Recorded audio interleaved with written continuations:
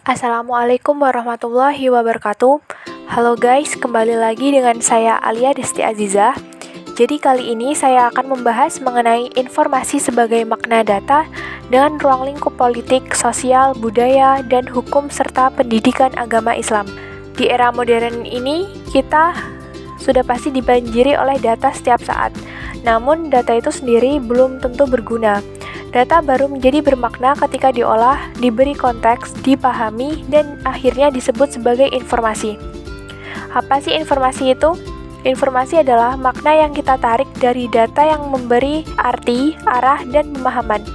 Informasi adalah makna dari data, artinya tidak berdiri sendiri, tapi berkaitan dengan pengalaman, pemahaman, dan tujuan manusia. Informasi inilah yang membentuk keputusan, keyakinan, bahkan arah hidup suatu bangsa. Selanjutnya ada hubungan informasi dan makna. Makna memberi nyawa pada data. Data itu netral dan belum punya arti. Ketika diberi makna atau melalui proses interpretasi, data berubah menjadi informasi. Maknalah yang membuat data relevan, berguna, dan bisa dipahami. Dalam dunia pengetahuan, kita sering mendengar 3 istilah penting yaitu data, informasi, dan makna. Ketiganya berkaitan tapi tidak sama. Apa sih data itu? Data adalah sekumpulan fakta mentah yang belum diolah, sedangkan informasi adalah data yang telah diolah dan diberi makna sehingga berguna. Sedangkan makna adalah interpretasi dari pemahaman yang kita berikan terhadap data.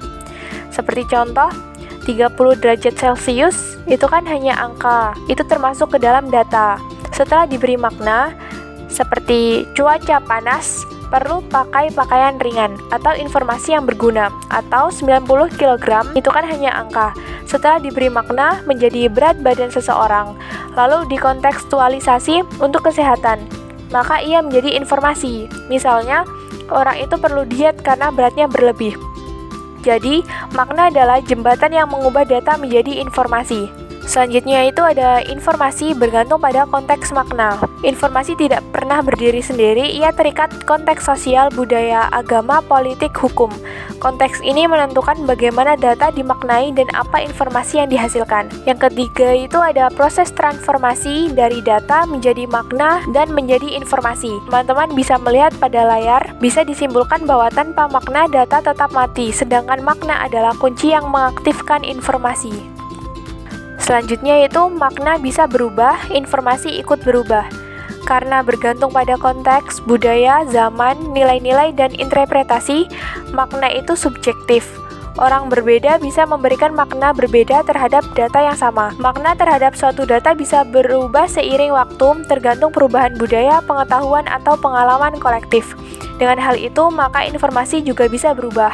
Seperti contoh, di masa lalu, data tentang penyakit mental diartikan sebagai kutukan atau kerasukan. Sekarang, dengan perkembangan ilmu psikologi, data itu dimaknai sebagai masalah medis yang butuh terapi.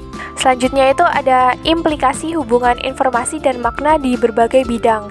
Itu yang pertama ada di bidang politik. Data politik atau hasil survei, jumlah suara, opini masyarakat baru berguna setelah diolah menjadi informasi. Di dunia politik, informasi adalah alat utama untuk mempengaruhi kampanye politik, debat calon pemimpin, bahkan gerakan protes rakyat. Semuanya digerakkan oleh informasi. Karena itu, dalam politik informasi bukan cuma tentang menyediakan data, tapi juga memastikan bahwa data itu bermakna, akurat, dan relevan. Yang selanjutnya itu ada sosial. Dalam kehidupan sosial, informasi bertindak seperti jembatan antar manusia, dan dalam masyarakat, informasi menjadi kekuatan sosial.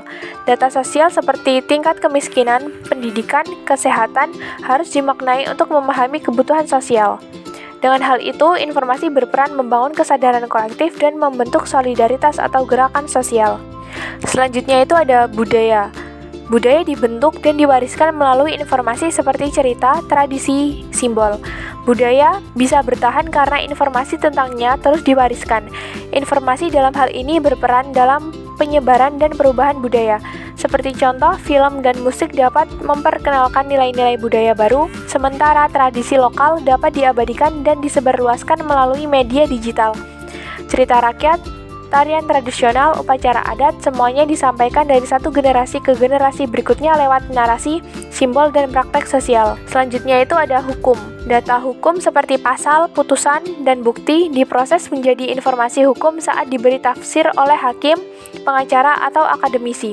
Hukum tidak hanya fakta tertulis, tapi harus diinterpretasi sesuai konteks sosial dan moral. Dalam dunia hukum, informasi adalah segalanya. Tanpa informasi yang lengkap, apalagi mengenai tentang peristiwa, bukti, hukum yang berlaku, tidak mungkin ada keputusan yang adil. Informasi menjadi dasar bagi penegakan hukum. Selanjutnya itu ada pendidikan agama Islam.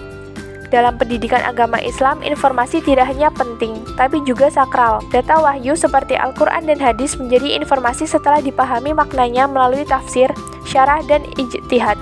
Al-Quran sendiri sering mengajak manusia untuk berpikir, memahami, dan mencari ilmu. Informasi agama mendidik manusia secara spiritual, moral, dan sosial.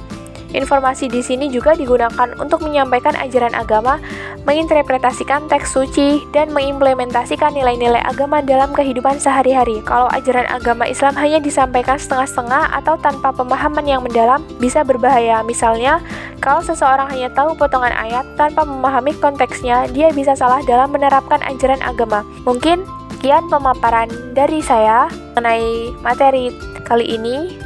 Saya akhiri, wassalamualaikum warahmatullahi wabarakatuh.